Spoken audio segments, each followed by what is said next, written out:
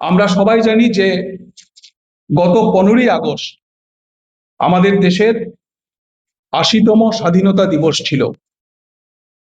এই ৮০তম স্বাধীনতা দিবস উদযাপনের যে কর্মসূচি, এই কর্মসূচি আমাদের ত্রিপুরা রাজ্যে বিজেপি এবং আরএসএস এর জমানায় এই কর্মসূচি কলঙ্কিত হয়েছে।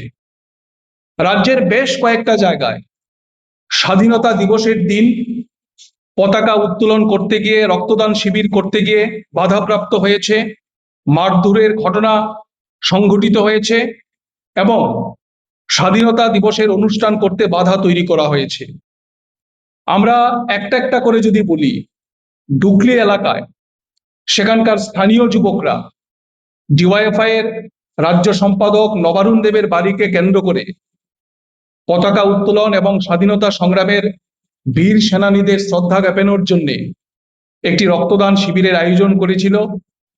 এটাকে বানচাল করার জন্য বিজেপির তথাকথিত রাষ্ট্রবাদীরা 2 দিন যাবৎ এই কর্মসূচিকে বানচাল করার জন্য তারা এলাকার মধ্যে একটা ত্রাসের পরিবেশ তৈরি করে এক প্রকার বাধ্য হয়ে নিরাপত্তার কথা মাথায় রেখে, এলাকার শান্তি শৃঙ্খলার কথা মাথায় রেখে এই কর্মসূচি বাতিল করতে হয়েছে। তার পরবর্তী ঘটনা সোনামুড়ায়, বগাবাসা এবং কলমচূড়াতে জাতীয় পতাকা উত্তোলন করতে গিয়ে বিজেপির কর্মীদের দ্বারা বাধা দেওয়া হয়েছে।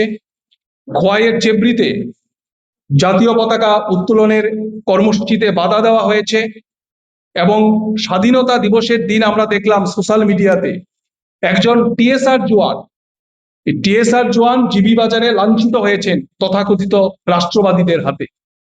এবং সবচেয়ে হাড় হিম করা যেটা ঘটনা, এটা হচ্ছে সাবরুমের ঘটনা।